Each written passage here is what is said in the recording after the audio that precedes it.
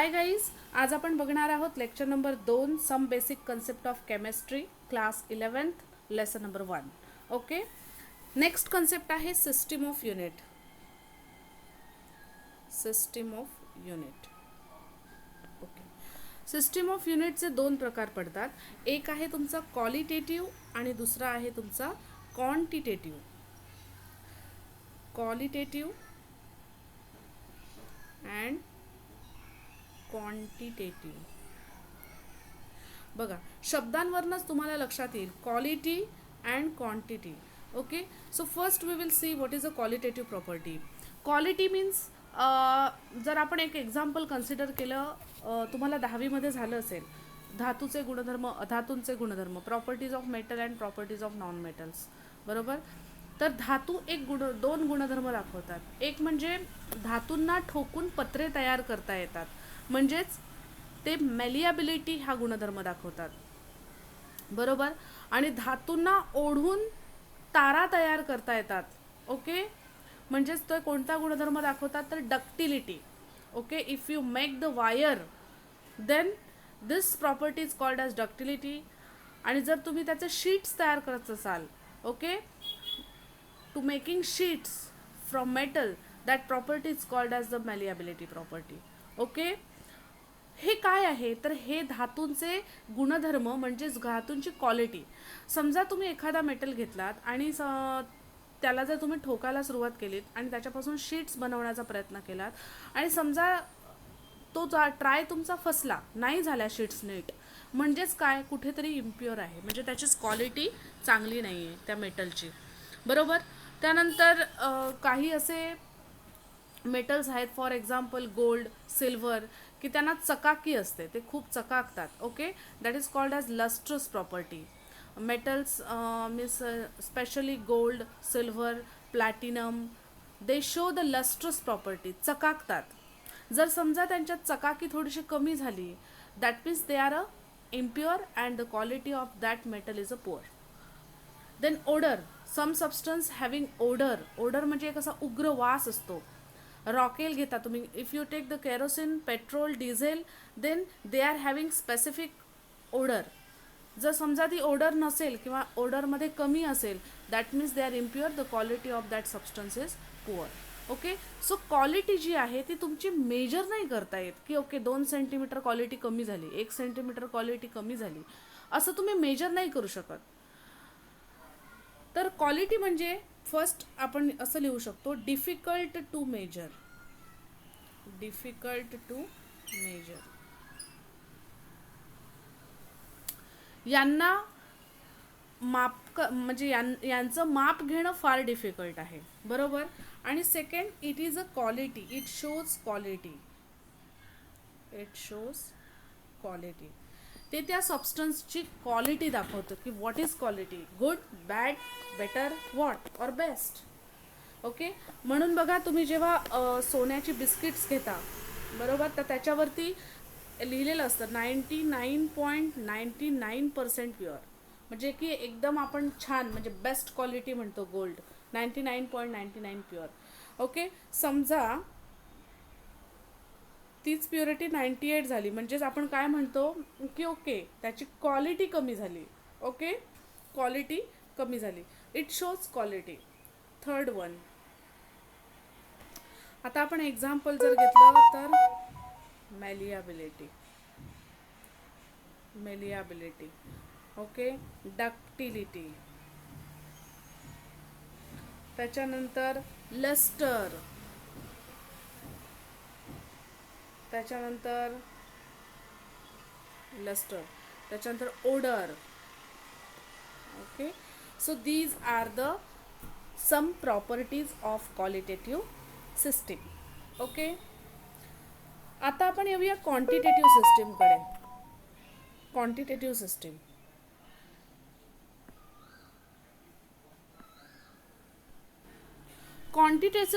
Quantitative सिस्टीममध्ये मी मगाशी जे तुम्हाला उदाहरण दिलं होतं गोल्डचं, ओके, 99.99% जर गोल्ड असेल, म्हणजेच काय, त्याच्यामध्ये क्वांटिटी एवढी असेल, तर तो गोल्ड कसा असणार आहे, लस्ट्रस असणार आहे. तो मेलिएबिलिटी प्रॉपर्टी पण छान दाखवणार आहे, डक्टिलिटी प्रॉपर्टीसुद्धा उत्तम दाखवणार आहे. ओके, म्हणजे तो क्वालिटी पण दाखवतो आणि क्वांटिटीसुद्धा दाखवतो की त्याची क्वालिटी कशी आहे. म्हणजे आपण समजा एक गोल्डचा पीस घेतला, त्याला ठोकून बघितलं, ओ मस्त शीट्स तयार झाल्या, फाईन एकदम अशा शीट्स तयार झाल्या, that means it shows the malleability property. समजा त्याच्यापासून मी वायर तयार केली आणि फाईन वायर तयार झाली, it shows ductility property better. Okay, आणि समजा मी तो पीस बघितला थोडासा ह्याच्यामध्ये काय म्हणतात त्याला, थोडंसं घासून बिसून, जर जुनं गोल्ड असेल तर घासून बिसून बघितलं, it shows lustrous property, that means the gold is better. मग आपण बघणार की गोल्डचं प्रमाण किती आहे त्याच्यामध्ये. Okay, if you take the pure gold, it is a very soft actually. त्याच्यामध्ये 1% जरी आपण काहीतरी कॉपर किंवा सिल्वर मिक्स केला तर तो थोडासा हार्ड होतो. मग त्याच्यावरनं चेक करतात की गोल्ड किती पर्सेंट प्युअर आहे. म्हणजे the purity of gold it shows quantitative property also and qualitative property also. Now we will see that is which are the properties in the quantitative system. So first it is easy to measure. Easy to measure. समजा आपण एक मँगोचं उदाहरण घेऊया. एक 1 box mango आपण घेतले, मँगोचे म्हणजे आंब्याचे आपण 1 पेटी आंबे घेतले, तर एका पेटीमध्ये ती पेटी चांगली आहे वाईट आहे हे कशावरून ठरवतो. त्याच्यामध्ये ओके किती आंबे आहेत, जनरली किती बसतात तर 72 आंबे. तुमच्याकडे 72 आंबे आहेत, दॅट मीन्स द पेटी चांगली आहे, क्वांटिटी चांगली आहे त्याची. पेटीमध्ये 1 आंबा जरी कमी असेल तर क्वांटिटी काय झाली त्याची, कमी झाली, असं आपण म्हणू शकतो. म्हणजे क्वांटिटी जी आहे ती आपण मेजर करतो. तुम्ही 1 किलो कांदे घेतला तर 1 किलो कांद्यामध्ये किती कांदे येतील याला जास्त महत्त्व आहे, बरोबर. मीन्स क्वांटिटी इथं डॉमिनंट असते क्वालिटीपेक्षा. So easy to measure. Second आहे it shows quantity means number of substance. And third one examples घेऊया आपण. उदाहरणार्थ लेंथ, आपण एखाद्याची लांबी मोजू शकतो, बरोबर. वॉल्यूम, जनरली वॉल्यूम हे लिक्विडसाठी असतं की एका कोनिकल फ्लास्कमध्ये किंवा एका सिलेंडरमध्ये किती वॉल्यूम आहे लिक्विडचा. ओके, किती अमाऊंट आहे वॉटरची किंवा कोणत्याही तुमच्या सोल्युशनची, that is called as volume. It can be measured. त्यानंतर height, height also we can measure. Okay, so this is the examples. मला वाटतं आता सगळ्यांना समजलं असेल क्वालिटेटिव्ह अँड क्वांटिटेटिव्ह. आता क्वांटिटेटिव्ह प्रॉपर्टीजमध्ये 2 थिंग्स येतात, 2 कन्सेप्ट्स येतात. ते कोणते बघूया. इथून तुमच्या खऱ्या सिस्टीम ऑफ युनिटच्या कन्सेप्टला सुरुवात होते. ओके, तर कोणत्या 2 कन्सेप्ट येतात we will see. Okay, quantitative युनिटचे 2 थिंग्सचा एक एक्झाम्पल घेऊया आपण. समजा मला 1 kg हे पाहिजे पोटॅटो, किंवा आपण असं म्हणूया त्याला, मला पोटॅटोज पाहिजेत, फक्त आणि फक्त पोटॅटोज पाहिजेत. ओके, आपण असं म्हणूया म्हणजे ते तुम्हाला जास्त लक्षात राहील. मला फक्त पाहिजेत पोटॅटोज.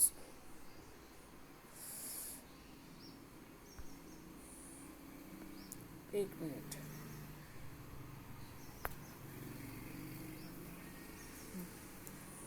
मला फक्त पाहिजेत पोटॅटोज, बरोबर. आता मी जेव्हा शॉपकीपर मला सांगणार मला पोटॅटोज द्या, तेव्हा तो किती देणार, 1 देणार, 2 देणार, 3 देणार, 4 देणार, काय हवं आहे. मग मी त्याला म्हटलं नाही मला 1 पोटॅटोज पाहिजेत. सो वॉट 1, काय याचं मिनिंग होईल का काही, काहीच नाही. मग मी जेव्हा त्याला म्हणणार ओके मला 1 kg पोटॅटोज पाहिजेत, ओके, तेव्हा तो काय करणार, आपल्या तराजूमध्ये किंवा आपल्या बॅलन्समध्ये 1 किलो पोटॅटो मोजून घेणार, बरोबर. आता याला अर्थ आला 1 kg. सो इथे दोन भाग पडतात. एक म्हणजे नंबर आणि दुसरं आहे त्याचं युनिट. मग नंबर म्हणजे 1 आणि युनिट म्हणजे हे kg. जेव्हा तुम्ही हे 2 थिंग्स एकमेकांना कनेक्ट करता तेव्हा त्याच्यापासून एक महत्त्वपूर्ण सिस्टीम युनिट तयार होतं. ओके, की ज्याला अर्थ असतो, जो अर्थ समोरचा सुद्धा समजून घेऊ शकतो. 1 kg पोटॅटोज. मी जर त्याला म्हटलं असतं ओके ओनली kg पोटॅटोज द्या, तो म्हणेल किती, 1 2 3 4 हाऊ मेनी. मग जेव्हा तुम्ही सांगणार 1 kg तेव्हा त्याच्या लक्षात येईल की ओके यांना 1 किलो पोटॅटोज पाहिजेत. So it is having numbers आणि युनिट्स. ओके, सो 1 नंबर आणि kg इज अ युनिट. समजा तुम्हाला धावायचं आहे, if you want to run, okay, आणि तुम्ही धावल्यानंतर तुम्ही ते मेजर केलात आणि सांगितलात मी ना 3 धावलो. What is 3? 3 म्हणजे काय? 3 मीटर, 3 किलोमीटर, 3 सेंटीमीटर, व्हॉट? काय 3? कसं ओळखणार? मग तेव्हा तुम्हाला काय सांगायला लागेल, नो मी 3 किलोमीटर धावलो. म्हणजे इथे सुद्धा 3 नंबर आणि किलोमीटर काय तुमचा युनिट आहे. Understood? So that is the quantitative properties having two things, first one number and second one unit. Now next, आता या युनिटमध्ये पूर्वीच्या काळी वेगवेगळ्या देशांमध्ये वेगवेगळे युनिट्स वापरले जायचे. ओके, त्याच्यामुळे गोंधळ काय व्हायचा की आता समजा आपण इथे एखादी वस्तू मोजली इंडियामध्ये, पण तीच जर आपण अमेरिकेत जाऊन मोजली तर त्याच्यामध्ये क्वांटिटीमध्ये फरक पडणार, कारण त्यांच्याकडे ते युनिट वेगळ्या अर्थाने वापरलं जातं. तर हा जो प्रॉब्लेम आहे तो सॉल्व्ह होण्यासाठी एक नवीन कन्सेप्ट अस्तित्वात आली, ज्याचं नाव आहे स्टँडर्ड युनिट. ओके, ज्याचं नाव आहे स्टँडर्ड युनिट. हे काय आहे थोडक्यात समजावून घेऊया, की आपल्याला कोणतीही गोष्ट मोजण्यासाठी एक स्टँडर्ड युनिटची गरज असते.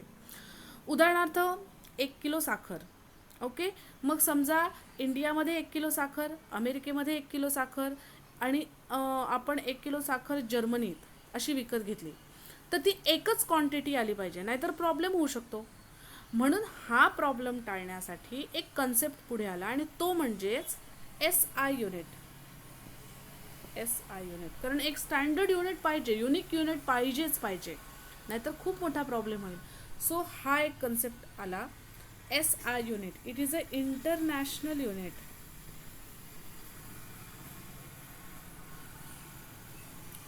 इंटरनॅशनल युनिट, आय म्हणजेच इंटरनॅशनल. ओके, याचा फुल फॉर्म आहे सिस्टीम इंटरनॅशनल. S म्हणजे सिस्टीम आणि I म्हणजे इंटरनॅशनल. System international. कदाचित काही कॉम्पिटेटिव्ह एक्झाम्समध्ये याचा फुल फॉर्म विचारला जातो, what is the full form of SI, आणि 4 पर्याय दिलेले असतात, त्याच्यापैकी आपल्याला एक निवडायचा असतो. तेव्हा हे माहीत पाहिजे what is the full form of SI. आणि काय SI युनिट आलं तर हा सगळा घोळ थांबवण्यासाठी, की 1 किलो साखर मी इंडियामध्ये मोजली तर तेवढीच क्वांटिटी अमेरिकेत सुद्धा आली पाहिजे. म्हणजे एक युनिक आपल्याला युनिट्स पाहिजेत त्यासाठी. आता याच्यासाठी मी एक तुम्हाला पिक्चर दाखवते.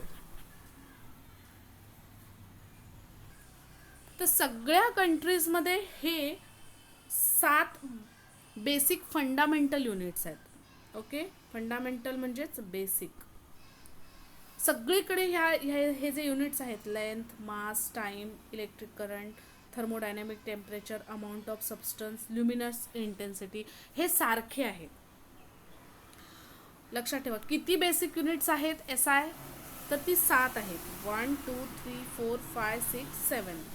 कोणती ती पाठ करून ठेवायची. MCQला किंवा 1 मार्कला क्वेश्चन विचारला जातो किंवा CETला विचारला जाईल.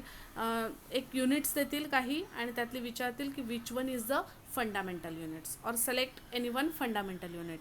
तर त्यातलं तुम्हाला ओळखता यायला पाहिजे. जो कोणती आहेत, लेंथ आहे, मास आहे, time, electric current, thermodynamic temperature, amount of substance and luminous intensity. आणि हे दाखवण्यासाठी काही सिम्बॉल्स दिलेत. लेंथ म्हणजे small l, mass small m, time small t, electric current capital I, thermodynamic temperature capital T, amount of substance means mole, आणि luminous intensity ज्याला म्हणायचं कॅन्डेला. Okay, इथे काय म्हणायचं ते दिलं आहे.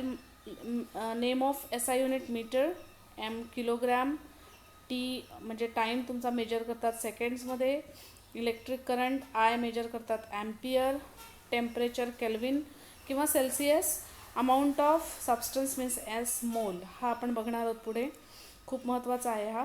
ल्युमिनस इंटेन्सिटी म्हणजे कॅन्डेला, ओके, हा रेअरली वापरतात. सिम्बॉल आहे मीटरचा एम, किलोग्रामचा के जी, सेकंडचा एस, ॲम्पियर ए. म्हणजे तुम्ही आयची जी व्हॅल्यू काढाल, समजा आपण 2 आली तर 2A असं लिहायचं. म्हणजे याच्यावरनं कळतं की इलेक्ट्रिक करंट तुमचा किती आहे, तर 2 ॲम्पियर आहे.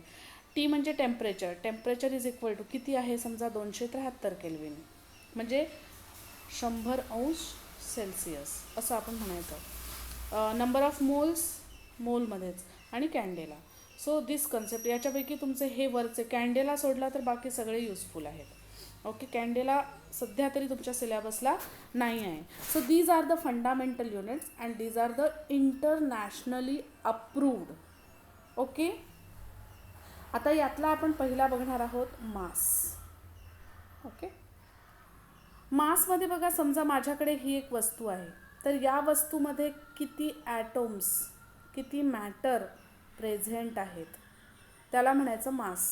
किती याचा मास, 1 2 3 4 5 6 7 8 9, म्हणजे 9 मॅटर तुमच्या या क्रिस्टलमध्ये आहेत. समजा मी असा गोल क्रिस्टल घेतला आणि याच्यामध्ये किती प्रेझेंट आहेत बघा, 4 ओनली. ओके, म्हणजे आपण मास म्हणजे काय म्हणू शकतो, मास of substance is the amount of matter present in it, that is the definition. आणि याचा SI युनिट आहे, आपण मगाशी बघितलं होतं, मासचं SI युनिट आहे kg. ओके, तर डेफिनेशन याची येईल. So that is the definition, screenshot काढून घ्यायचा एकदा. मास of substance is the amount of matter present in it. Okay, that is the amount, हे मॅटर आहेत, यांचा अमाऊंट किती आहे त्याच्यावरनं त्याचा मास ठरतो. अंडरस्टूड. आता when we work in the lab, then we deal the very small amount.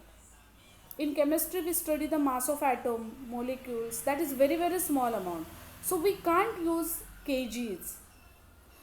Okay, we can't use kg. That time we have to use the very small scales. For example, grams, milligrams, liter and ml. Okay, कारण कसं असतं की आता समजा मला हा item आहे, हा एकतर डोळ्याने दिसत नाही, अंडर मायक्रोस्कोप आपल्याला पाहावं लागतं, म्हणजे तो किती लहान असणार आणि त्याची रेडियस किती लहान असणार. मग ह्याच्यासाठी मला kg वापरून चालेल का, तर नाही. मग तिथे मला पिकोमीटर, नॅनोमीटर असं वापरावं लागणार. त्यानंतर आपण समजा म्हटलं amount of substance.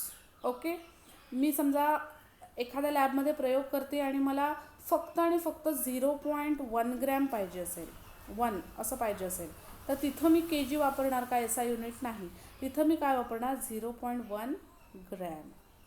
Okay, so these are the small scales which is used to measure small quantity or tiny quantity. Understood? Which one? Grams, milligrams, liter, milliliter, picometer, nanometer, etc. आता आपण पाहूया मास आणि वेट यांच्यामध्ये काही फरक आहे का. काही जण म्हणतात ओके मास म्हणजेच वेट, जेवढं मास तेवढं वेट जास्त. But what is the basic difference in it. Mass आणि वेट हे कधीही एक नाही आहेत, ते वेगळेच आहेत. आणि ते का वेगळे आहेत ते आता आपण इथे बघणार आहोत. See, mass amount of matter present in, you know very well. Weight म्हणजे काय, समजा तुम्ही एखादी वस्तू घेतलीत, मी ही वस्तू घेतली, याच्यामध्ये किती ॲटम्स आहेत, तर 4 ॲटम्स आहेत. हा काय झाला त्याचा मास. आता समजा ही वस्तू, आता आपली पृथ्वी गोल आहे, ती सूर्याभोवती फिरते. ओके, म्हणजे सूर्याची ग्रॅव्हिटेशनल फोर्स पृथ्वीवर काम करतो. तर हा ग्रॅव्हिटेशनल फोर्स प्रत्येक ठिकाणी वेगवेगळा असतो. असं नाही की इंडियामध्ये जो ग्रॅव्हिटेशनल फोर्स आहे तोच तुमचा अमेरिकेत असेल, तोच तुमचा युरोप कंट्रीमध्ये असेल, बरं पृथ्वी जाऊ दे तोच तुमचा चंद्रावर असेल, असं नाही आहे, वेगवेगळा आहे. चंद्रावर वेगळा ग्रॅव्हिटेशनल फोर्स आहे, पृथ्वीवर वेगळा ग्रॅव्हिटेशनल फोर्स आहे. सगळ्यात जास्त ज्युपिटरवर वेगळा ग्रॅव्हिटेशनल फोर्स आहे. बघा, समजा तुम्ही हा बॉक्स चंद्रावर घेऊन गेलात तर तिथे त्याचा ग्रॅव्हिटेशनल फोर्स वेगळा असणार आहे. मग वेट म्हणजे काय, समजा इथे तुम्ही वेट केलं तर याचं 60 के जी 60 किलो झालं. ओके, म्हणजे याचा मास किती आहे, तर याच्यामध्ये 4 ॲटॉम्स आहेत. हा झाला मास. आता वेट, वेट म्हणजेच काय, तर force exerted by gravity on an object. Okay, म्हणजे याच्यावरती सूर्याचा गुरुत्वाकर्षण किंवा पृथ्वीचं गुरुत्वाकर्षण याच्यावरती किती फोर्समध्ये आहे हे फार महत्त्वाचं आहे. ओके, आता समजा मी ही वस्तू पृथ्वीवर मोजली तर 60 किलोची मिळाली. मास तितकाच आहे, 4च ॲटॉम्स आहेत. समजा हा ॲटॉम मी चंद्रावर नेला तर याच्यामधले मॅटर 4च आहेत, ते बदलणार नाही आहेत, म्हणजे मास तुमचा कॉन्स्टंट राहणार आहे. पण इथे गुरुत्वाकर्षण कमी आहे, म्हणजे इथे तुमचं वजन काय होईल, फक्त 40 किलो होईल.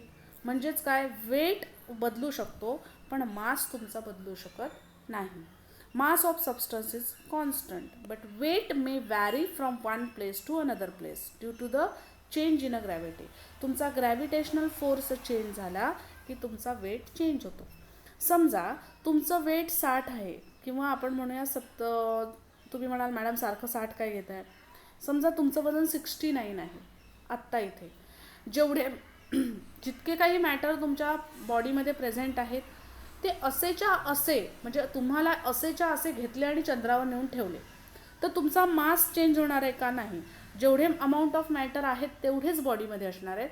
पण तुमचं जर तुम्ही चंद्रावर गेलात किंवा तुम्ही गुरुवर गेलात तर तुमचं वजन होईल 80 किलो, म्हणजे तुमचं वेट चेंज.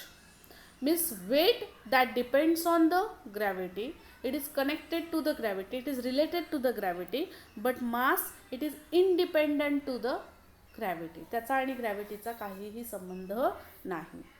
ओके, याचं एसआय युनिट आहे किलोग्राम, याचं एसआय युनिट आहे न्यूटन. का, कारण याच्यावरती फोर्स काम करतो. Which force, gravitational force. आणि फोर्सचं एसआय युनिट असतं न्यूटन, तेच युनिट येतं तुमचं वेटला. समजलं? मला वाटतं सगळ्यांना हा डिफरन्स समजला असेल, मास अँड वेट. आता याचा एकदा स्क्रीनशॉट काढून घ्या. हा क्वेश्चन अतिशय इम्पॉर्टंट आहे, विचारला जातो 2 किंवा 3 मार्काला. What is the difference between mass and weight.